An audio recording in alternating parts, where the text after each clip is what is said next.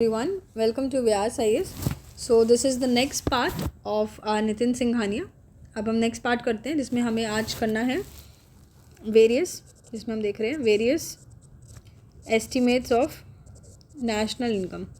देखिए ये बहुत सारे एस्टिमेट्स हैं जिसमें आपने थोड़े बहुत पढ़े भी होंगे इकोनॉमिक सर्वे में. नहीं भी पढ़े तो हम आज पढ़ेंगे तो आपको काफ़ी चीज़ें इससे पता लगेगी. ठीक है, देखिए पहला एस्टिमेट की अगर मैं बात करूं तो पहला हमारे पास एस्टिमेट है advance estimate. If I talk about advance estimate, देखिए एडवांस एस्टिमेट होता है कि एक पहला एस्टिमेट, फर्स्ट एस्टिमेट किस चीज़ का? फर्स्ट एस्टिमेट ऑफ जीडीपी या फिर अब नेशनल इनकम कह लो, जो कि कौन रिलीज़ करता है? Which is released by NSO. ठीक है, कब रिलीज़ होता है? 2 months before the completion of financial year. ठीक है, फाइनेंशियल ईयर कंप्लीट होने से 2 महीने पहले ये रिलीज़ होता है. ठीक है, देखिए एडवांस एस्टिमेट क्या होता है? एक फाइनेंशियल ईयर कंप्लीट होने से 2 महीने पहले ये रिलीज़ होता है, जो कि एनएसओ रिलीज़ करते हैं. और ये पहला एस्टिमेट होता है कोई भी हमारे देश की नेशनल इनकम, नेशनल जीडीपी को रिलीज़ करते हुए. ठीक है, जैसे कि आप मान के चलिए ये अराउंड आपका आ जाता है 7 जनवरी के आसपास एडवांस एस्टिमेट आ जाता है. ठीक है, समझ आई बात? ये था एडवांस एस्टिमेट. जैसे कि आप ऐसे मान लो कोई एक टेंटेटिवली अपन डेट ले लेते हैं कि अभी जैसे लास्ट 7 जनवरी 2022 के आसपास आया था. ठीक है, तो ये हमारा एडवांस एस्टिमेट होता है. ठीक है, दूसरी चीज़, दूसरा एस्टिमेट इसके बाद आता है. एडवांस एस्टिमेट के बाद प्रोविजनल एस्टिमेट. क्या आता है? Provisional estimate. Provisional estimate PE क्या होता है? ये वो एस्टिमेट होता है जीडीपी का, ये वो एस्टिमेट है हमारे जीडीपी का जो ऑफकोर्स ही बात है एनएसओ ही रिलीज़ कर रहा है, बट ये 2 महीने पहले नहीं, ये 2 महीने बाद रिलीज़ कर रहा है. 2 months after completion of financial year. जो 2 महीने पहले होता है फाइनेंशियल ईयर से वो आता है एडवांस एस्टिमेट, जो 2 महीने बाद आता है वो आता है प्रोविजनल एस्टिमेट. ठीक है, मानते हैं इसको अराउंड ये आपका आता है 31 मई के आसपास. ठीक है, पहले प्रोविजनल एस्टिमेट को हम रिविजन एस्टिमेट या रिवाइज्ड एस्टिमेट बोला करते थे. ठीक है, प्रोविजनल एस्टिमेट. समझ आई बात? तो जैसे ये 7 जनवरी 2022 के आसपास आया है तो अब इसका ऐसा मान के चलिए ये आपका 31 मई 2022 के आसपास हो गया. ठीक है, नेक्स्ट चीज़ हमारे पास आती है, थर्ड हमारा एस्टिमेट है फर्स्ट रिवाइज्ड एस्टिमेट. अब रिवाइज्ड एस्टिमेट आ गया, अब इसके बाद इसका फर्स्ट रिवाइज्ड एस्टिमेट आता है जो क्या एनएसओ ही रिलीज़ करेगी. सेम चीज़ जो कि फाइनेंशियल ईयर कंप्लीट होने के 10 महीने बाद आता है. फाइनेंशियल ईयर कंप्लीट होने के 10 ईयर बाद आता है, 10 महीने बाद, I am so sorry, 10 months बाद जो आ जाता है फाइनेंशियल ईयर कंप्लीट होने के बाद, वो होता है फर्स्ट रिवाइज एस्टिमेट, जो कि आपका 31 जनवरी में आता है. ठीक है, फर्स्ट रिवाइज एस्टिमेट की अगर मैं बात करूँ तो पहले इसको हम क्विक एस्टिमेट के नाम से जानते थे. तो पहला रिवाइज देखिए, अगर मैं बात करूँ एडवांस एस्टिमेट तो ये 2 महीने पहले आता है फाइनेंशियल ईयर कंप्लीट होने के. प्रोविजनल एस्टिमेट 2 महीने बाद आता है फाइनेंशियल ईयर कंप्लीट होने के. फर्स्ट रिवाइज होता है 10 महीने बाद हमारा आता है. चौथी चीज़ सेकेंड रिवाइज एस्टिमेट जो कि आता है 1 साल 10 महीने बाद after the closure of financial year. ठीक है, तो यानी कि ये भी अराउंड आपका 31 जनवरी के आसपास हो जाता है.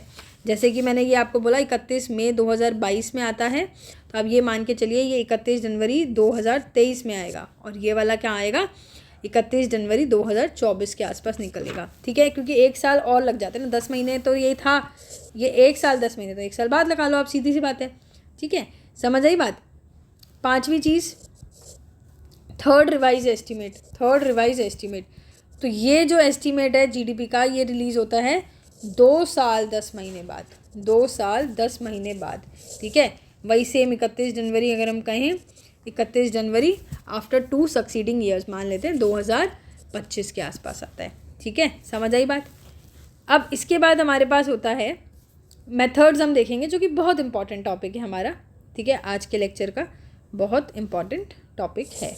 ठीक है, देखिए देश की नेशनल इनकम को कंप्यूट करने के लिए हमारे पास क्या मेथड्स हैं? Methods of computing national income और जीडीपी। देखिए 3 तरीके के मेथड हैं। पहला मेथड हमारे पास आता है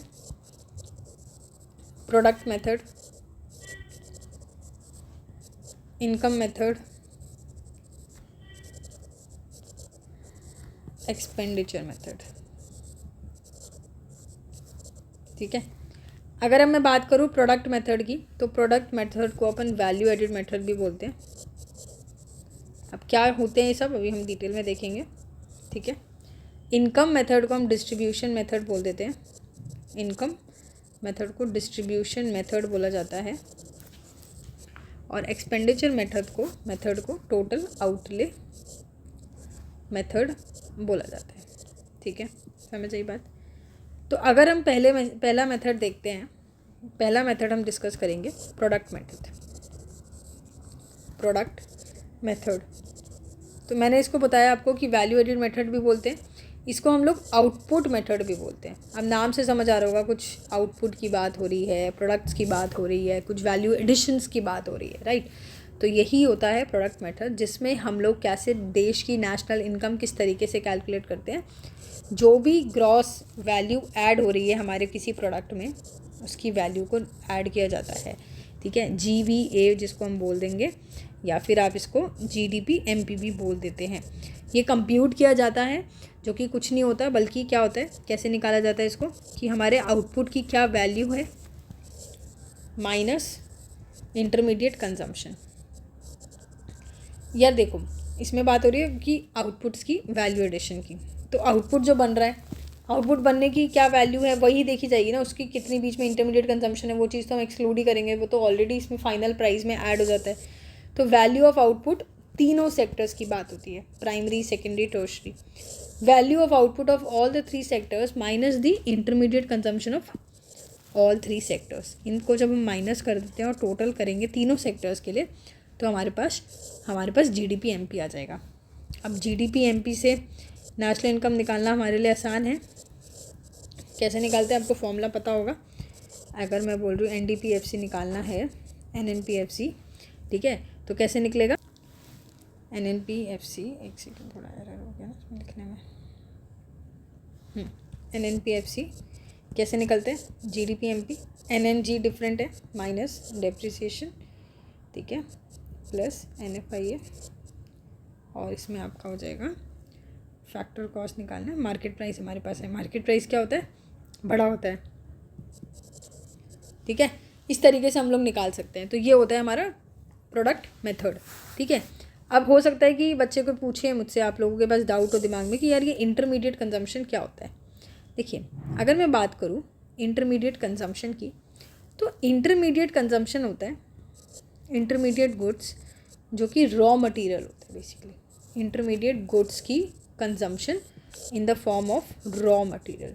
इंटरमीडिएट कंजम्पशन की बात हो रही है, तो वो इंटरमीडिएट गुड्स जिनकी कंजम्पशन, जिनको हम किस फॉर्म में कंज्यूम कर रहे हैं, रॉ मटेरियल के फॉर्म में कर रहे हैं, which is use in the production of final good, जो फाइनल गुड के प्रोडक्शन के लिए किया जा रहा है। ठीक है, अब जब भी हम GVA निकालते हैं, ग्रॉस वैल्यू एडिड निकालते हैं, हम इसको इंटरमीडिएट कंजम्पशन को हटाते हैं, क्योंकि डबल काउंटिंग की प्रॉब्लम आती है।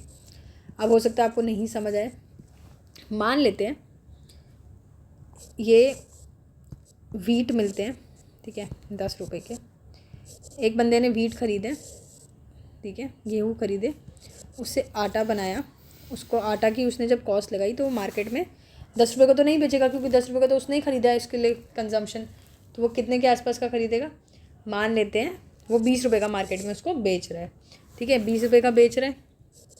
फिर इसके बाद क्या हो रहा है, मान लेते हैं इससे ब्रेड बन गई। अब मार्केट में ये जो ब्रेड आएगी, ये बंदा जो ब्रेड बेचेगा वो ये 20 रुपये की वैल्यू लगाएगा ही लगाएगा, राइट। ऑफकोर्स ही बात है ना, वो तो अपना कॉस्ट लगाएगा ही लगाएगा, तो वो हो सकता है 35 रुपये की बेचे। ठीक है, तो इस तरीके से अगर ये भी ऐड कर देंगे, ये भी ऐड कर देंगे, ये भी कर देंगे, तो डबल काउंटिंग होगी ना, क्योंकि ये 35 के अंदर ये भी इंक्लूडेड है, ये भी इंक्लूडेड है। इसलिए डबल काउंटिंग की प्रॉब्लम ना हो, इसलिए value of the final consumption वाले गुड्स की वैल्यू इंक्लूड किए जाती है। समझ आई बात। ठीक है, तो ये होता है हमारा प्रोडक्ट मेथड।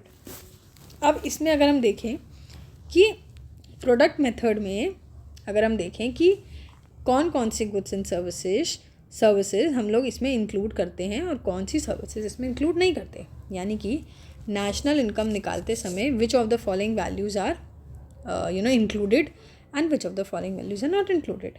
तो लेट्स सी, ये नेशनल इनकम है, यहाँ पे हम देखते हैं कौन सी वैल्यू इंक्लूड की जाती है, कौन सी वैल्यू नॉट इंक्लूडेड है। ठीक है,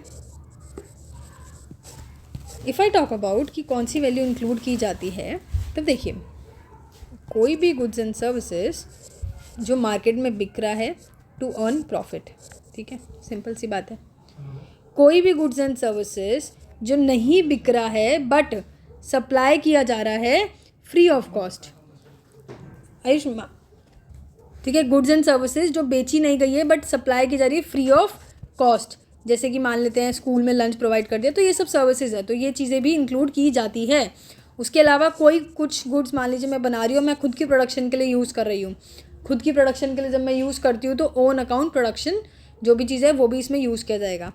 इम्प्यूटेड रेंट भी यूज़ किया जाएगा। मान लेते हैं कि मेरे पास खुद की प्रॉपर्टी और मैं वहीं पर रह रही हूँ, ठीक है, मैं अपनी ही प्रॉपर्टी में रह रही हूँ, तो ऑफकोर्स ही बात है मैं रेंट थोड़ी दूंगी खुद को, बट देश की नेशनल इनकम निकालते समय देश के लिए ये नेशनल रेंट के तरीके से जोड़ा जाता है, इसलिए इसको काउंट किया जाता है as a part of national income. ठीक है, कौन कौन सी चीज़ें नहीं इंक्लूड की जाती, कोई भी इलीगल एक्टिविटीज़ जैसे स्मगलिंग हो रही हो, गैम्बलिंग हो रही हो, ठीक है, कोई भी नॉन इकोनॉमिक गुड्स की एक्टिविटी, ठीक है, वाटर एयर, ये सबको थोड़ी जोड़ते फिरेंगे, नॉन इकोनॉमिक गुड्स इनको इंक्लूड नहीं करते। सेकेंड हैंड गुड्स को नहीं इंक्लूड करते क्योंकि सेकेंड हैंड गुड्स की वैल्यू जब ये जिस साल बना होगा ना उसमें इंक्लूड हो गया होगा।